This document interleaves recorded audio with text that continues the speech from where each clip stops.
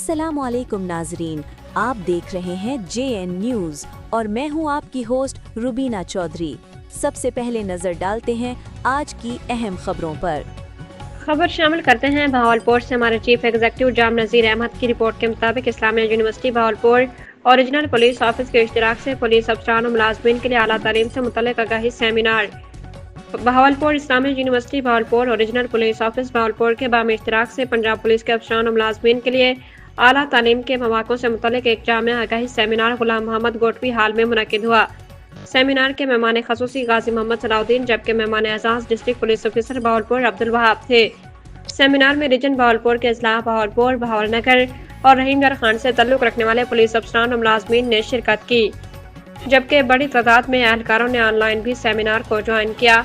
Seminar के दौरान Islamia university Bahawalpur के सीनियर फैकल्टी मेंबरान ने यूनिवर्सिटी में दस्तयाब तलीमी प्रोग्राम्स, दाखिला तरीक़ाकार, morning evening programmes, quota system और वज़ाइफ से मुतल्लिक तफसीली आगाही फराहम की।